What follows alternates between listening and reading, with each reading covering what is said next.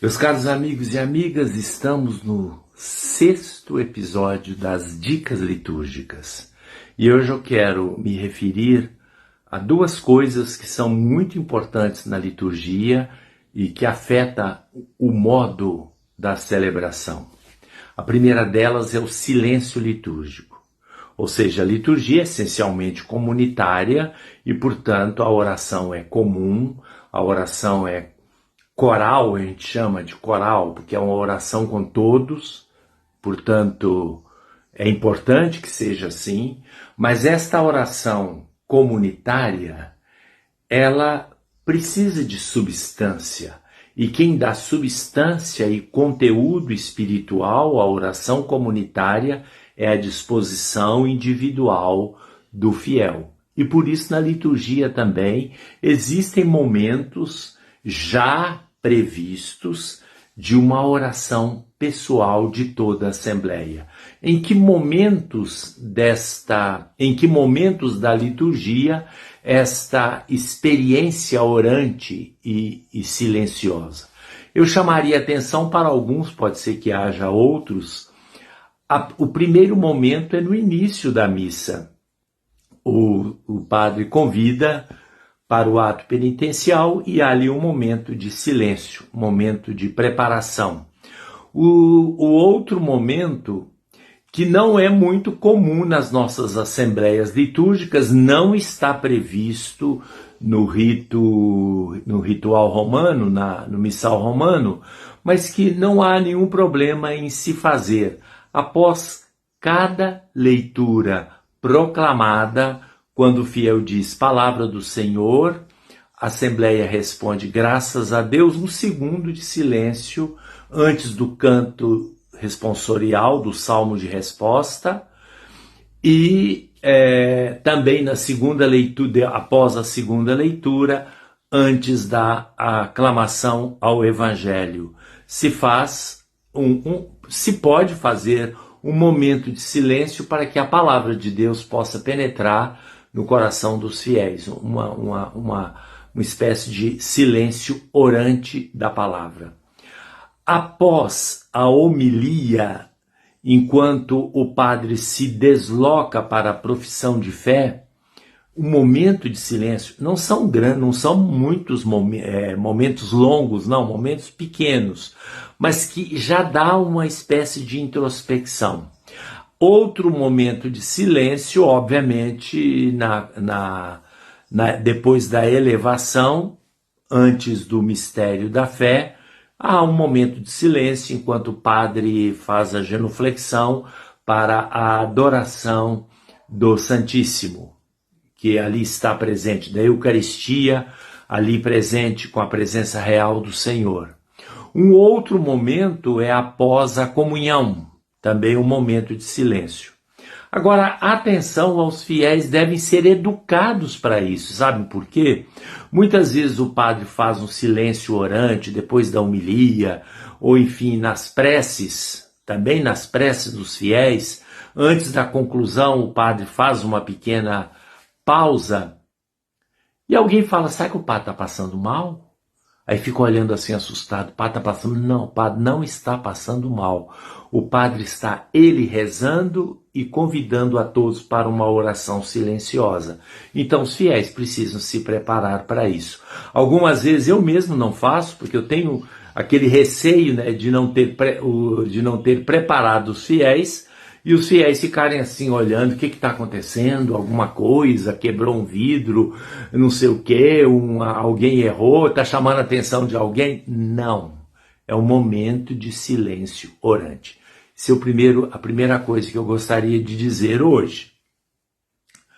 A segunda coisa, a liturgia, logo depois dos tempos apostólicos, como a gente vê no testemunho escrito da patrística, de modo especial de Hipólito de Roma, que descreve uma celebração da Eucaristia com os passos muito parecidos com a nossa Eucaristia de hoje, principalmente depois da Reforma Conciliar, e a gente vê de alguma forma no Ato dos Apóstolos 4 elementos, né?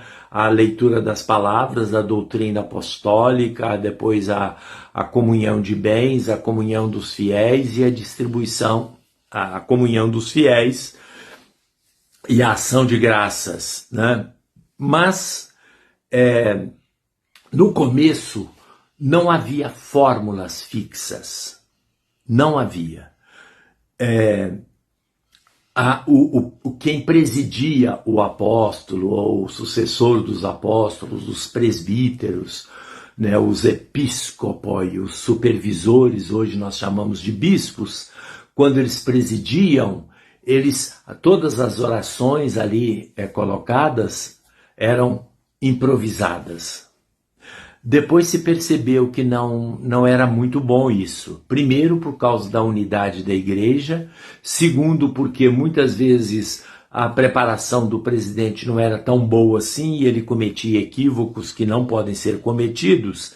Aí a igreja resolveu ter uns padrões de oração comuns a todos. As primeiras orações eucarísticas da Igreja do Oriente, depois da Igreja do Ocidente, como nos dias de hoje, havia vários modelos. Antes da invenção da imprensa, ainda era muito dificultoso que isso se espalhasse para o mundo inteiro. Depois da invenção da imprensa, a imprensa que eu falo, texto impresso, aí os modelos foram se distribuindo para o mundo inteiro e veio a obrigação de se pronunciar aquelas orações já previstas no missal. A única oração eucarística que havia era o cânon romano, que era o cânon recitado na igreja de Roma. A oração eucarística hoje, número 1, que é a mais rica, é até muito bonita. Muito bem. Aí nós temos dois excessos a serem evitados. O padre improvisar naquelas orações próprias do presidente da celebração e que tem uma história por detrás. Ela tem toda uma tradição histórica em que a igreja foi cada vez mais aperfeiçoando tanto o esquema como as palavras. Por exemplo, a oração eucarística. O padre não deve improvisar. Absolutamente não é recomendável. Eu, infelizmente, há muitos anos já ouvi padres improvisando oração eucarística.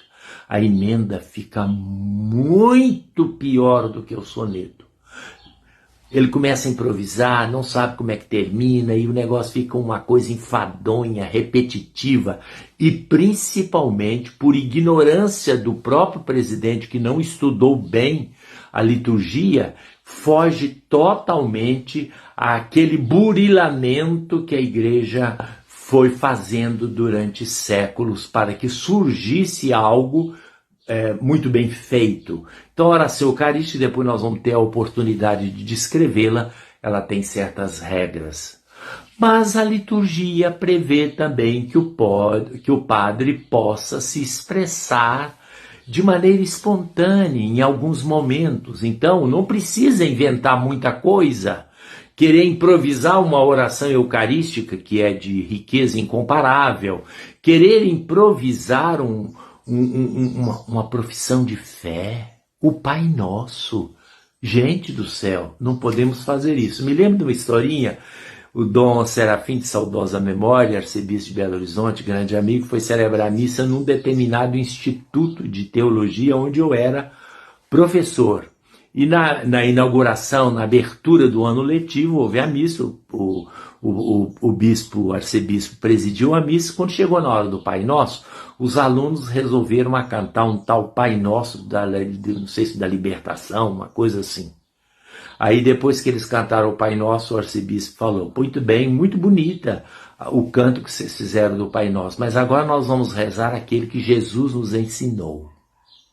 A mesma coisa pode acontecer com outras fórmulas de Pai Nosso, que inclusive está nas regras litúrgicas, não podem ser substituídas essas orações por outras, porque essas orações elas têm um peso de dignidade, de história, de riqueza, que não pode ser substituídas, o glória, o ato penitencial e assim por diante. Mas o padre pode ter a sua os seus momentos de expressão. Por exemplo, antes do ato penitencial, na acolhida, de modo especial na acolhida, ele pode se expressar espontaneamente. Na introdução do ato penitencial, ele pode se expressar espontaneamente. Na introdução das preces, no final das preces, pode se expressar espontaneamente. E, portanto, por exemplo, no final também, não a oração já prevista, mas outros atos que se costumam fazer de orações, etc., após a oração final da missa, também o padre pode se expressar.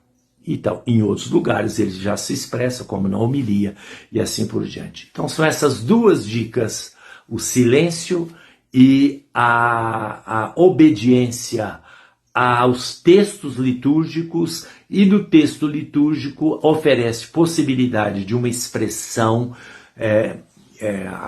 criativa do padre, e inclusive o texto litúrgico sugere também ritos que podem ser criativos e que não dependem de regras estritas da liturgia. Um grande abraço a todos.